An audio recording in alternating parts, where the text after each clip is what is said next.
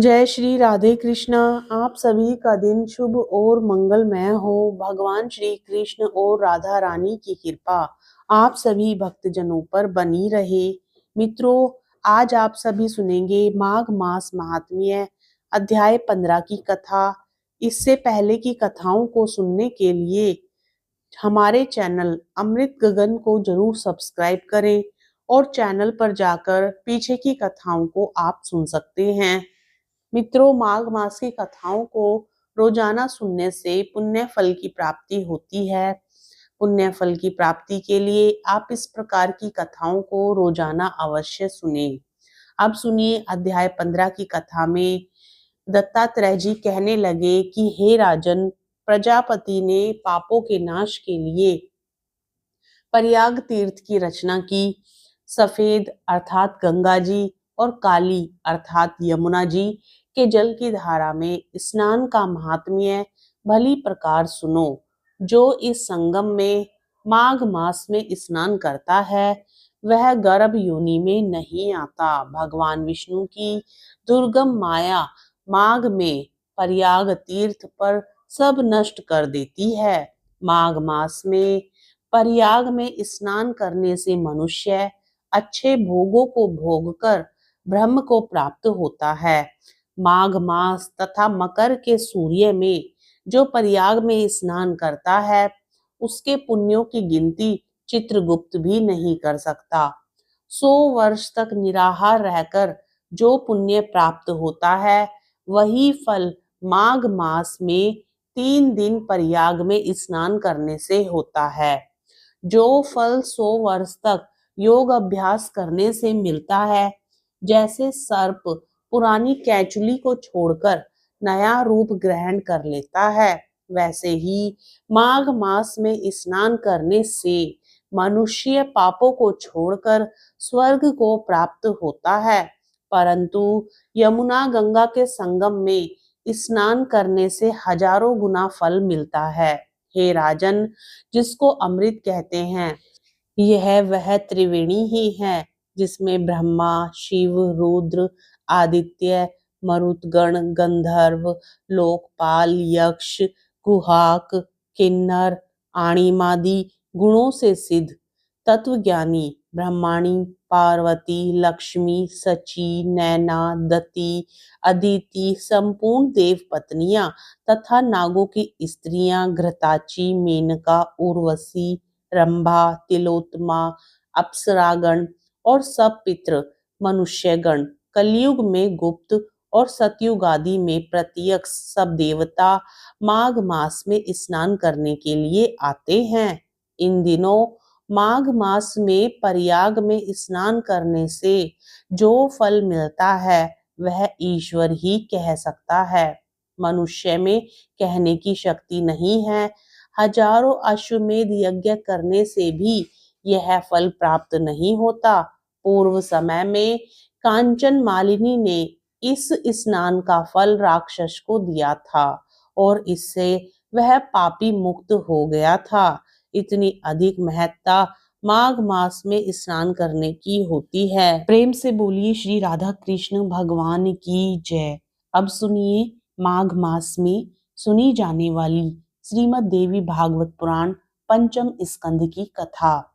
सुखदेव जी से राजा परीक्षित ने विनम्रता पूर्वक पूछा कि हे भगवान, गृहस्थ आश्रम अनेक कठिनाइयों का घर है।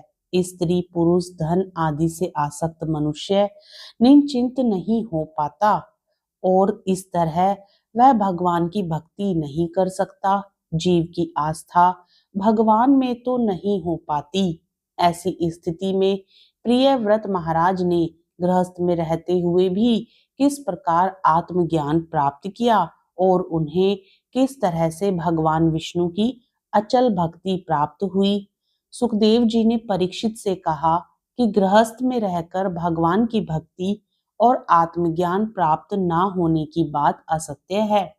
गृहस्थ में कठिनाइयां अनेक हैं, लेकिन यह गृहस्थ ही भजन का अनुपम अवसर देता है।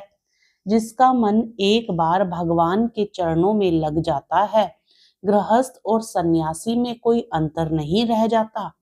प्रियव्रत जी बचपन से भगवान के चरणों में भक्ति भाव रखते थे और ध्यान मग्न हो जाते थे। किसी कारण से नारद जी ने उन्हें बचपन की अवस्था में ही आत्म साक्षात्कार करा दिया। मनु जी ने जब उन्हें राजा बनाना चाहा, तब उन्होंने राजा बनने से इनकार कर दिया, क्योंकि वे विषय आदियों से मुक्त थे। मनु जी ने बारंबार अनुरोध किया, तब प्रियव्रत ने पिता की आज्ञा को मानने के कारण राजा बनना स्वीकार किया। उनके लिए महल और वन बिल्कुल एक समान थे। पूरी तरह वासना से रहित होकर प्रियव्रत जी ने अपना राज तिलक कराया। राज तिलक के बाद इन्होंने बहिर्समती विश्वकर्मा की कन्या से विवाह किया और इससे 10 पुत्र उत्पन्न किए। उनके नाम हैं अनिग्र, इदमजु, यज्ञबाहु, महावीर, हिरण्यरेता, धृतराष्ट्र, सवन, मेधातिथि, वितिहोत्र तथा कवि। इनमें से 3 पुत्र महावीर, सवन और कवि बचपन में ही वैरागी हो गए और घर छोड़कर वन में चले गए और महर्षि बने। महाराज प्रियव्रत ने अपनी दूसरी पत्नी से उत्तम, तामस और रेवत नाम के 3 पुत्र उत्पन्न किए और ये तीनों मनवंतरों के स्वामी हुए। महाराज प्रियव्रत ने एक कन्या को जन्म दिया जिसका नाम ओजस्वती था। प्रियव्रत बहुत तेजस्वी और वीर थे। एक बार उन्होंने अनुभव किया कि सूर्य का रथ जिस तरफ से आता है उधर तो प्रकाश रहता है, लेकिन दूसरी तरफ प्रकाश नहीं होता। इस कमी को दूर करने के लिए प्रियव्रत जी ने सूर्य के साथ 7 बार पृथ्वी की प्रदक्षिणा की और इसके कारण अंधकार का स्थान प्रकाश ने ले लिया। ब्रह्मा जी ने आकर उन्हें रोका, लेकिन उनके 7 बार की परिक्रमाओं से जो रथ चक्र की लीक बनी थी, उनके 7 समुद्र बन गए। इनके नाम हैं शिरोद, ईश्वरसोद, सरोद, घृतोद, शारोद, धतिमंडोद और शुद्धरसोद। इन 7 समुद्रों के कारण 7 द्वीप जम्बू और फ्लक्स, शालमली, कुश, क्रोंच, साक और पुष्कर हो गए। महाराज प्रियव्रत ने एक एक द्वीप में अपने पुत्रों को बांट दिया और अपनी कन्या का विवाह चित्राचार्य से किया, जिससे देवयानी प्राप्त हुई। यह सब करने के बाद महाराज प्रियव्रत राजपाट छोड़कर विषयों से मुक्त होकर विष्णु की भक्ति में लीन हो गए। उन्होंने फिर मुनि के दुर्लभ परम पद को प्राप्त किया। जब महाराज प्रियव्रत मोक्ष के मार्ग से प्रवृत्त हुए तो उनके पुत्र धर्म पूर्वक राज्य का संचालन करने लगे। उन्होंने प्रजा की रक्षा की और अपने पिता की कीर्ति को बढ़ाया। उनका बड़ा पुत्र अग्निग्र जम्बू द्वीप का राजा था।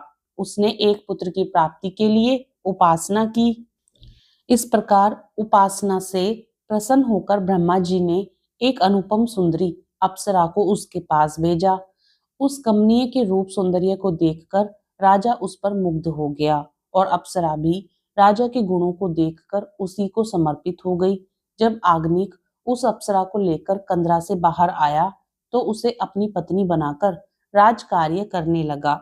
उस अप्सरा से 9 पुत्र उत्पन्न हुए।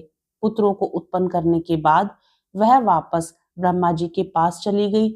इन पुत्रों के नाम हैं नाभि, किम्पीपुरुष, हरिवर्ष, इलाव्रत, रम्यक, हरिण्यमे, कुरु, भद्राक्ष और केतुमार्ग।